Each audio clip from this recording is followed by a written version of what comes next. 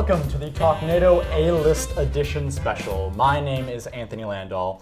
My guest today is the head chef and owner of the highly acclaimed Purple Pig restaurant in Chicago and the recipient of the 2014 James Beard Foundation Award for Rising Star Chef, Mr. Jimmy Bannos Jr. Welcome to the show. Thank you. Good to be here, man.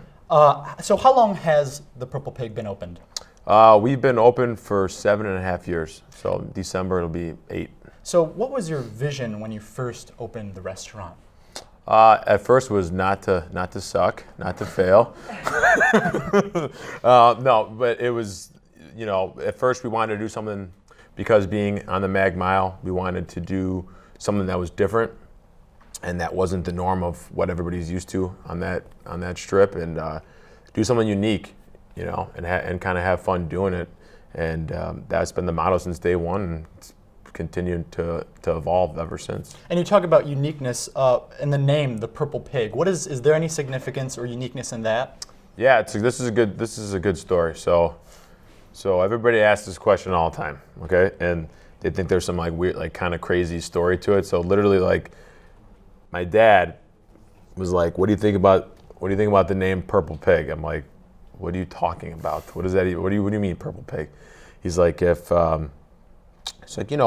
a wine bar, so it's and we're serving a lot of different pork products. He's like, so if a pig drinks red wine, it'll turn purple. I'm like, what?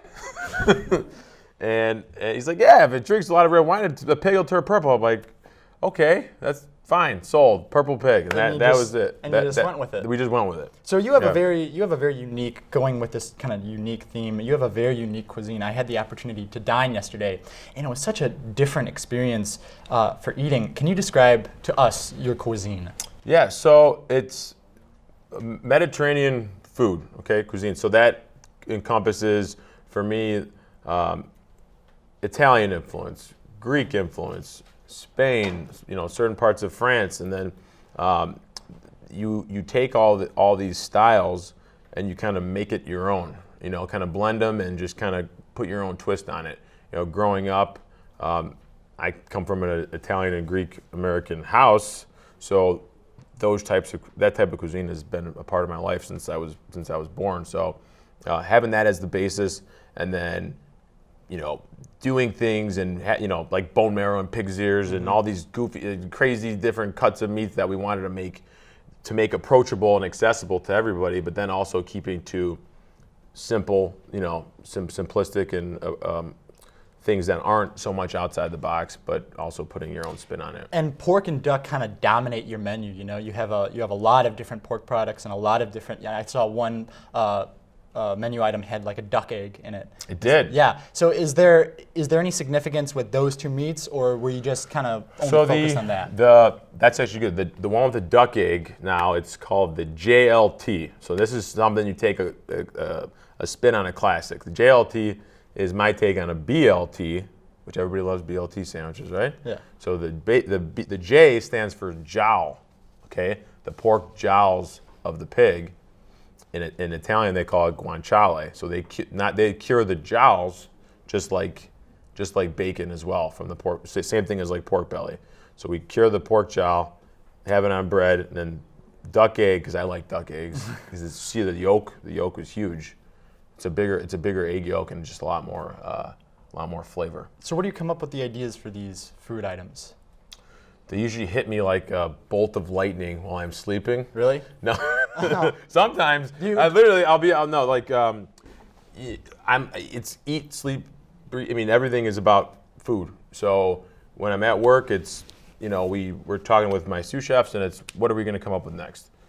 When we get home, what are we going to come up with next? I'm a big advocate of reading books all the time. I read cookbooks like it's all day. I mean, not all day because I'm working, but when I'm not, it's always researching. A lot of guests are like, well, you read books, cookbooks? I'm like, yeah, how do you think we educate ourselves? You got to keep the mind working and keep things fresh. And we have to be, just like a doctor or lawyer, you got to educate got to educate yourself continuously to evolve. So you personally, you have won the James Beard Foundation Award for Rising Star Chef, and just reading books, it seems like you put a lot of knowledge and research into your work. So A lot. winning that award, what did that mean to you for all your hard work? So winning the James Beard Award, so if anybody who's not familiar with it, that is the equivalent to the Oscars of the Restaurant Foundation, okay? So, of the restaurant world. So, it was the best, the highest award you can get. And winning that, which the Rising Star Chef Award was for the whole country. A lot of times it's regional awards like Best Chef West, Best Chef Great Lakes. Either way you win it, it's amazing. But it was a life changer. It completely changed your life. It was very unexpected. I didn't see it coming. It's something that you dream about, work towards, and if it happens, great. If not, it's all good. But it really it changed everything for us. So do these awards kind of motivate you and push you to have a great restaurant, or is there some other belief that pushes you? That's part of it. No, awards. You get it. See, here's the thing about restaurants. It's you get an award, then you have to live up to your award. So like the day, so you enjoy it for like a day, then you got to do it all over again, and make sure, because the expectations are so high. There's social media everywhere. There's Yelp. There's all these things. This server looked at me wrong. Like, this place sucks. You know what I'm saying? So the demands and expectations are so high. So we look at it as we love to get accolades are great. I use it as a motivational tool for my team to want to get, especially if you're a part of it, the process. All right, let's try to push for another award. Let's get better, let's evolve so you can experience that again. And it works. And it's kind of like almost like the fear of failure, kind of. So like, so it's like if you're slacking a little bit, if somebody doesn't like something, it's like, all right, step up your game, It's a James Beard Award restaurant. Like, you need to raise your level. All right, well, we're going to take a quick break first. We'll be right back. You've been watching TalkNado A-List Edition.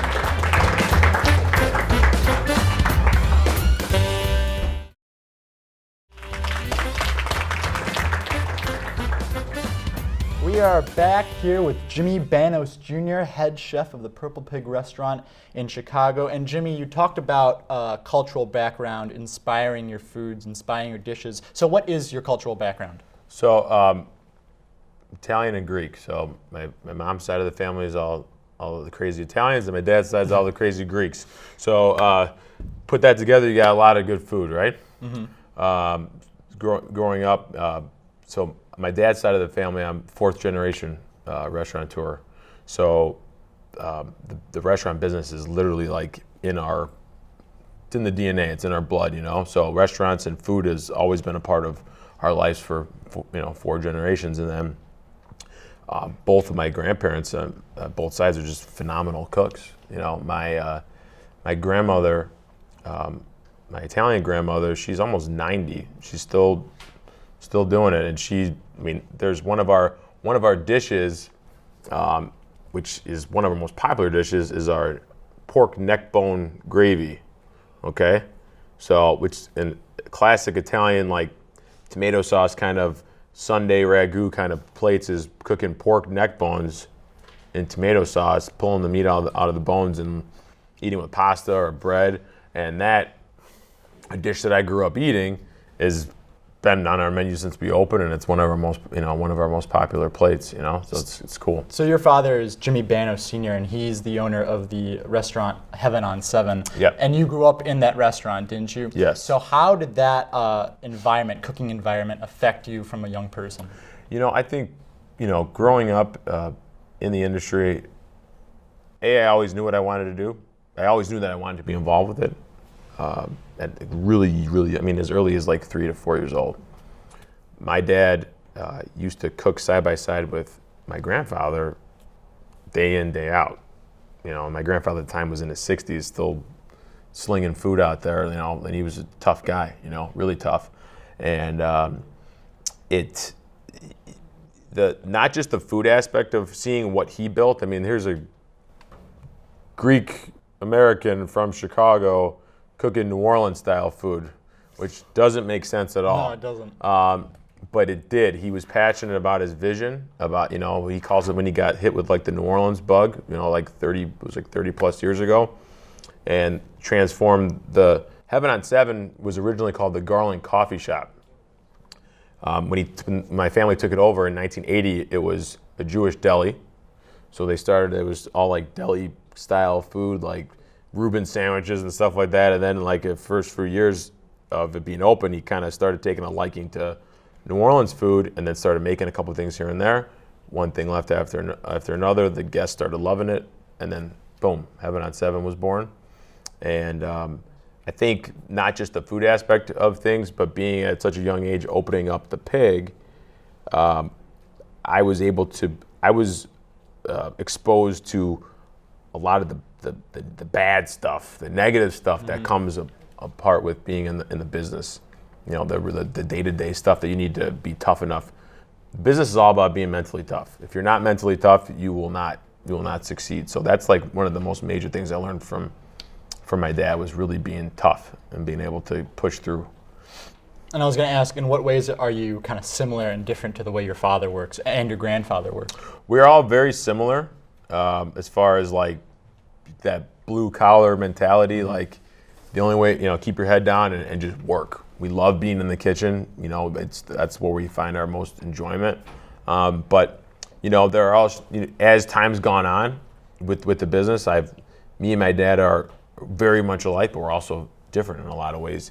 I'm way more of a worrier, and he's got, as my mom calls it, the rose-colored glasses that he wears all the time. He's just kind of like, everything's gonna be, it's all good. He just whatever, And I'm sitting there like freaking out, like everything's gonna be perfect. So there's those certain differences that actually makes us better, to not be 100% just exactly like each other. Some of those differences we have kind of helps us progress. So do you think it's a quality of a great chef to demand perfection, or do you think that it just differs between different chefs? Absolutely. You're never going to get perfect, but if you have the all-out pursuit of perfection, at the very least you will achieve greatness. And if you kind of wake up and live in by that mentality of always trying to the pursuit of perfection, you'll obtain your goals most of the time. Does it ever drive you crazy to try to go after perfection all the time, or do you think you have a pretty good hold on knowing what your limits are? At times it will drive you crazy. You start thinking, if something doesn't work out right, or what a customer like sends back a dish, you like start like sometimes your mind, it's taken time to mature and not let little things like that get to you, because some things are just out of your control.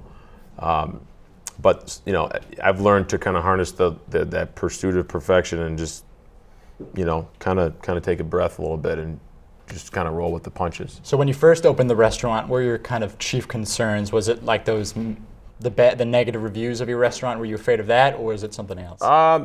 When we first opened, with a couple of our partners, I wasn't even thinking about like whether it's gonna make it or not. Like, I guess kind of like being young, kind of like ignorance is bliss. Like, it's gonna be good. Everything's gonna be good. I was more trying to prove to them that I can do this, by myself. It's my deal. And because there was a little bit of negativity, kind of like, nobody's gonna go for this stuff at Michigan Avenue. People are not gonna, like, a person coming on their lunch break isn't gonna have a milk braised pork shoulder and a bowl of pig's ears and all that. It's just not gonna happen. So it was that kind of that light, kind of lights that kind of fire inside you. It's like, all right, I'm gonna prove you wrong. I'm gonna prove everybody wrong, and we're gonna do it. So like, it's constantly those little things that motivate and push us forward. So when it comes to surviving in the restaurant business, what is the most important thing that someone has to remember? Stay humble, and don't forget where you came from, because you can start out hot, for 3 months and be the biggest thing that there is, and getting all the press and everybody loves you, and then all of a sudden you're like, oh, it's time to open up another place. It's time to open up another restaurant, and then all of a sudden you have a diluted brand, and then you have nothing. So it's all about sticking with your place, blood, sweat, and tears. Push. I have my rule. We have the 1% better rule every day. Every day we try to get 1% better in the kitchen. So what goals did you personally want to contribute to the cooking community? It sounded like you wanted to put on something different on Michigan Avenue. Was there anything else you wanted to contribute to the Chicago community? Yeah, absolutely. So how we source our food is important. Okay, not using commodity meat, that sourcing our pork and our beef from really good local farms, and that are being raised properly. Same with our produce from a lot of our local farms, and doing that, but doing it for the masses. Now you have restaurants in Chicago that go by those programs of farm to table, but they're serving 80 to 100 people a day, $250 a head kind of stuff, you know what I'm saying? So making that cuisine and that type of food and service accessible to large amounts of people is something that is really important to me. And knowing that food shouldn't be that expensive. Good meals should not be that expensive. Just this Saturday we served over 1,000 people. That's not hurt. Nobody else can do that. It's crazy, So. Yeah. So we're gonna take a quick break, and we'll be right back after these messages.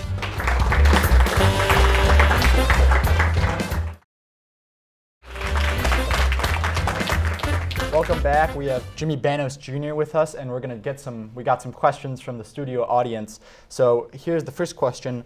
What was it like working under Mario Batali? Okay, that's a great question. So Mario Batali is one of the most well-known chefs in the country, world even. As a teenager, when he was making it big on the Food Network, his show was Malto Mario, okay? And I knew probably about like age 16, 17, I'm like, man, this guy's unbelievable. Just the type of Italian food he was cooking. And going into chef school, I ate at his restaurants in New York for the first time, and I knew that it was a life-changing meals for me, and I knew I needed to work for him, and I had the opportunity to do so, and it was the most difficult and the most rewarding experience I ever had. I would not be where I'm at with the success of the Purple Pig if I did not work for him. Would you say he was an influence? Big time. Huge influence. Everything I know about Italian food is because of working for his kitchens. The art of cooking pasta, the simplicity of Italian food and ingredients, just everything, and just the cutthroat nature of the business as well, how competitive it is, being the best and striving for greatness was huge. All right, so our next question is, how do you change your cooking style? Do you change your cooking style? We change every day. So we try to look at, so I keep all my menus, okay? So then I look at a menu a year ago, okay? A year ago in May, we're like looking and I'm like, wow, look how much we've changed. Look how much, what our goals were. We always set goals, write lists, look at, styles of techniques of maybe even, pastries, desserts, things that most savory cooks don't really dive into. It's okay, like, the only way you grow is by putting yourself, and this is in any field, the only way you grow is by putting yourself in very uncomfortable situations that you're not comfortable at, okay? Master it, and then cross it off, go on to the next thing. So changing and evolving is one of the most important things in the business as far as staying on top of the game, staying relevant, staying super busy. All right, our next question is, can a vegetarian come to the Purple Pig? Yes, so this is actually a very, very frequent question, and I love this. It's one of my favorite questions because I will tell you that the amount of vegetarians that come on a weekly basis is, I can't even count. There's so many, because even though we just discussed like some of the questions we talked about, like, you know, the bone marrow and pig's ear, and duck, pork and all and these duck, different meats. there's a whole big section of the menu that's all dedicated to seasonal vegetables. I take cooking vegetables just as seriously as I do cooking proteins. It's actually harder. It's more difficult to make a great vegetable dish than it is to make a great And why is meat that? dish. There's just a lot, you know. You have like your protein, you know, your pork shoulder or steak, and that's the center of the plate. You know it's a great product, and you kind of build around that. You know, if you want to make the carrot the center of the plate, there's a lot more thought process that goes into that, of just making all the textures and flavors work. Also more rewarding. Like, I have my sous chefs, when I let them start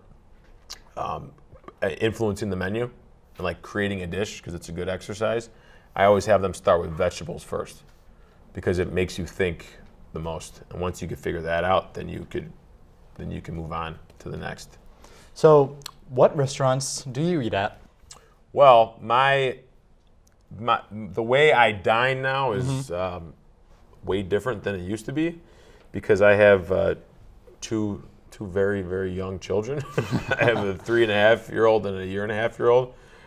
So going downtown isn't as frequent. I don't live downtown anymore. I live in the burbs, and it's changed quite a bit. It's changed. Yeah, I still try to go to places that have a great reputation, that are new, and trying to, you know, you got to try the great places. Any particulars? Recently, where did I go that I had a great meal? I was when we were, let's say a few weeks ago, we were for the James Beard Awards, which were here in Chicago, and they'll be here for another 3 years, which is great. Somebody, one of the students asked before about Alinea. Yeah. Grant Achatz, you know, one of the best chefs in the world. He has a casual place called Royster. It's been open for about a year. They had one of the best fried chicken sandwiches I've had in quite some time, maybe ever. It was awesome, really good. So do you have any particularly favorite food? Maybe if you're not preparing food, you need something quick to eat? If I have something quick to eat, I'm like a sandwich junkie. Like, I could eat sandwiches every day. Any different types of sandwiches. If you're on the go, make a sandwich real quick at the Pig, or when I get home, make a sandwich. It's easy, fulfilling. You're good. But casually, I guess. Yeah, casually. If we're out to eat, I really do. I like simple, you know. And if we cook at home, you know, it's great seasonal vegetables, like a nice piece of fish, chicken, lamb, whatever that may be, and base it around meat and all different types of assortment of vegetables, and whether it be you could have a pasta too, just really fresh and simple. All right, and then one last question here. If you can give any words of advice to a young person entering the culinary field, what would it be? That's a good question. That's about a 10-minute answer. No, there's a lot of important advice and tips that I give to new kids coming into the industry, but one of them is, when you're starting off, you got to work for somebody great, no matter what city you're in. If you want to, you know, the beauty of the industry now is that you don't have to go to Europe or have to go to New York to work for somebody great. It's everywhere. Every major city in the country has great restaurants. So when you're young, find somebody really good to work for practically nothing, and you're going to have to deal with it for a while. However you can get into the kitchen. Sense of urgency are my 3 favorite words. Move fast, don't talk, and get your stuff done quickly and move up, and it will all work out. And we have here at RB, we have the great cooking program here. Did you ever have anything like that when you were growing up? No, I did not actually. So what are your thoughts of these programs? It's phenomenal. It's great to see, you know, again, how in the past 10, 15 years, just the evolution of the restaurant industry just keeps exploding and growing. It's great. It's great to see. Really good. Well, thank you to Mr. Thank you. Jimmy Bannos Jr. for coming on the program. You were wonderful to have. Thanks a lot. His restaurant, The Purple Pig, is located at 500 North Michigan Avenue in Chicago, Illinois.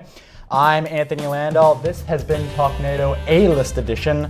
Thank you for joining us, and see you next time.